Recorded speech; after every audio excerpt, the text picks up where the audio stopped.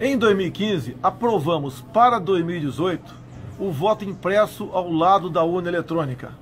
O que é isso? Você vai na cabine de votação, digita o nome dos seus candidatos, ele aparece na tela do computador, você aperta um botão, esse voto é impresso num papel ao lado, você concorda, aperta outro botão, esse voto cai na urna. E essa urna é lacrada e vai para a zona eleitoral. A partir do dia seguinte, qualquer dúvida que porventura se tenha no tocante à lisura das eleições, qualquer um presidente de partido pode pedir a contagem total ou parcial desses votos. E o voto, então, contado manualmente, tem que bater 100% com o voto eletronicamente apurado no dia anterior. Dessa forma, nós temos como auditar, acreditar nas eleições. Preste atenção agora no golpe que está sendo tramado no Tribunal Superior Eleitoral. Eles querem que para o ano que vem, apenas 35 mil urnas, no universo de 600 mil, contenha o voto impresso. Dessa forma, a fraude com toda certeza estará presente. E mais ainda, poderá se estender para senadores e deputados. Afinal de contas, para o sistema, os grandes partidos, interessa esse tipo de votação. Não se esqueça que em 2014, Dilma Rousseff, em Quito, junto à Unasul, que é o nome de fantasia do Folha de São Paulo, criou a Unidade Técnica Eleitoral Sul-Americana. Descobriram que a chave do sucesso para o poder é o voto eletrônico. Com menos de 10% de voto impresso, prepare-se para o segundo turno de 2018 escolher entre um candidato do PT ou do PSDB. Isso é o sistema. O que eles temem é termos no Brasil a possibilidade de elegermos em 2018 um candidato honesto, cristão e patriota. Isso que os teme.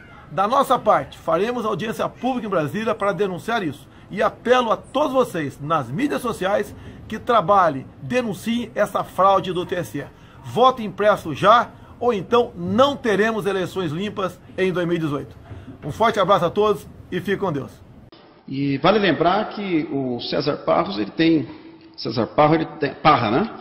uma participação muito importante e intensa aí nas redes sociais. Ele já participou de alguns programas também e falou muito sobre essa questão das fraudes das urnas eletrônicas. O que para nós é um mistério, para ele é uma realidade.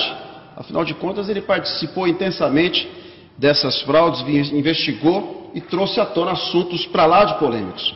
E eu gostaria de começar essa sabatina, o César. Quais são os tipos de fraudes mais comuns que ocorrem nesse segmento? As fraudes são diversas, tanto em caixas eletrônicos como em urnas eletrônicas. Produto este que é passado pelo TSE e por algumas pessoas como um produto inviolável. Eu sempre falo isso às pessoas, Roberto, Daniel, que o importante é as pessoas refletirem, principalmente o porquê. Essa tecnologia implantada no Brasil, em vários países do terceiro mundo, com alto índice de corrupção, não é utilizada nos Estados Unidos, justamente a sede da empresa. Então as fraudes são diversas. Eu poderia ficar aqui enumerando tantos fraudes em caixas eletrônicos como em urnas eletrônicas, mas as mais comuns são aquelas que o mesário concernado com o outro, ele muda os votos num determinado momento da eleição. Existem também aquelas que algumas pessoas descobriram que projetando um bug, ou seja, bug é um defeito, alguma coisa na urna durante o processo eletivo, ele no final do dia ele consegue transmitir os votos do papel para a urna eletrônica, além de outras fraudes um pouquinho mais complicadas tecnicamente. Daniel? O que fez, como é que surgiu esse convite para você? Qual era a especialidade que você dominava? Como é que você chegou na Procon? O nome completo é? Diebold Procon. Na realidade, a Diebold é um nome fantasia. Existe Diebold Brasil, Procon Comércio e Serviço, Procon Eletrônica e outros tipos de nomes. O convite partiu em 2002. De que forma? Eu trabalhava na prefeitura de Osasco, lotado num departamento da Polícia Judiciária, numa delegacia de polícia. Eu ouvi uma conversa de alguns policiais que a empresa necessitava, estava fazendo algumas investigações, alguns policiais realmente faziam alguns bicos relacionados à empresa, clonagem de cartão, e eu me antecipei e liguei, foi feita uma reunião previamente, eu passei algumas situações, então eu adentrei a empresa, recebi um bom salário, eu tinha informações privilegiadas.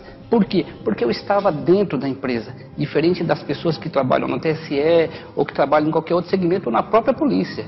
Porque eu dormia com a urna e com o caixa eletrônico. Tudo o que eu precisava saber, eu tinha nas minhas mãos. Não só eu, como outras pessoas, Daniel.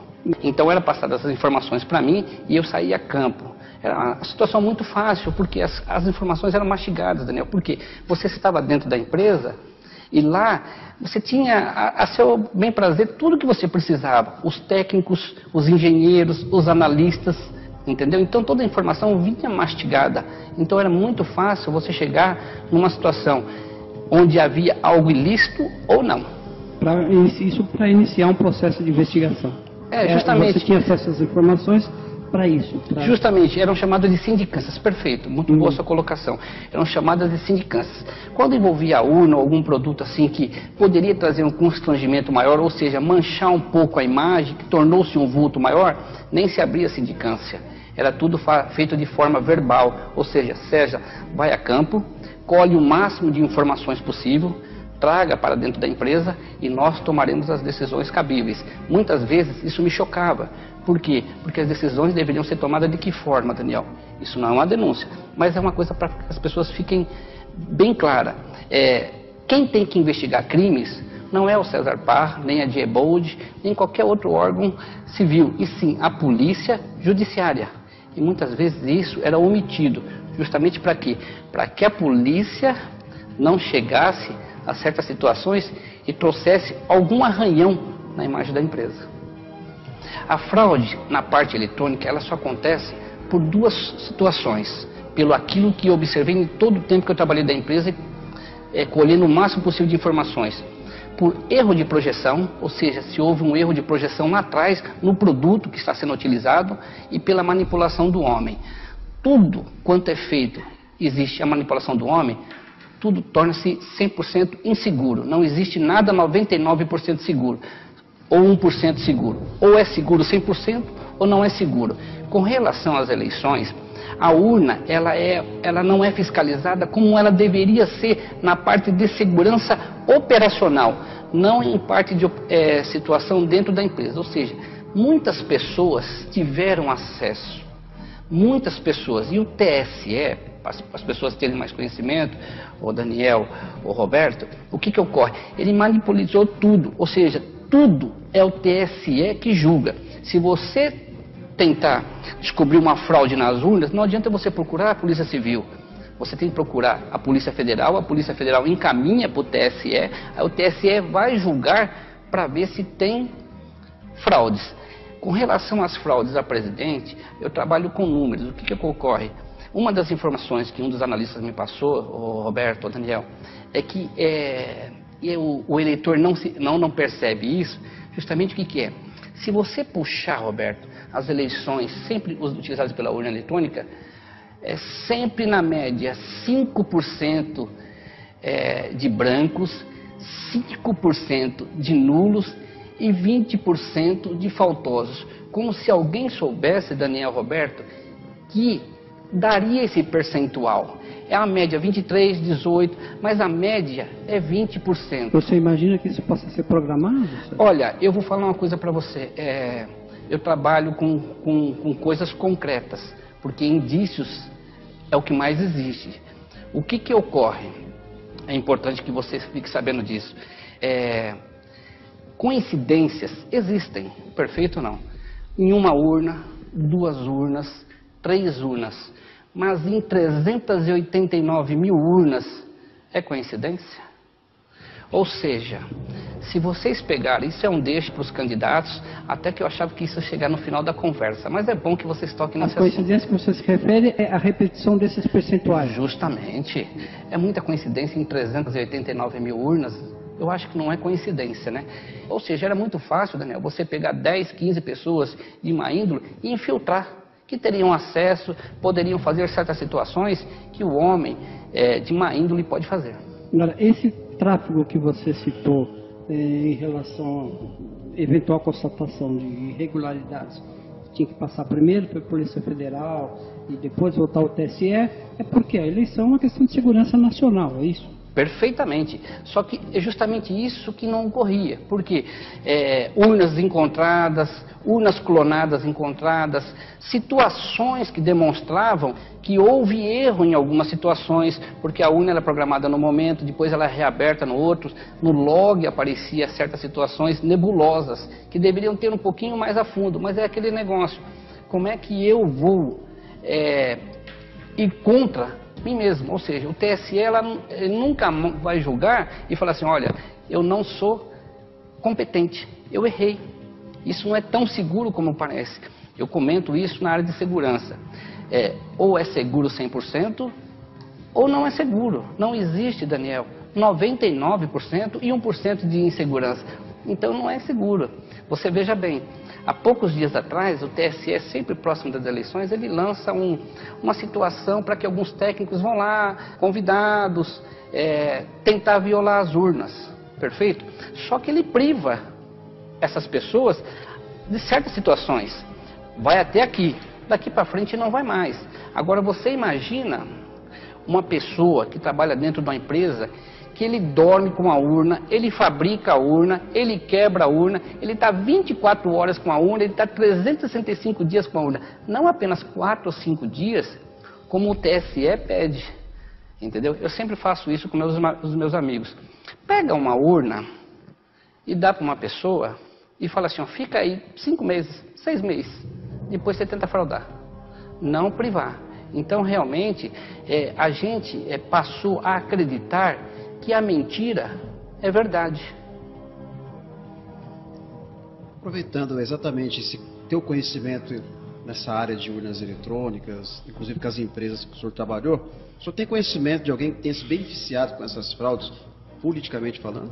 Se você pesquisar um pouquinho mais, se você procurar, o seu internauta vai observar que na parte do Nordeste, algumas pessoas nas pesquisas não iam ganhar nunca.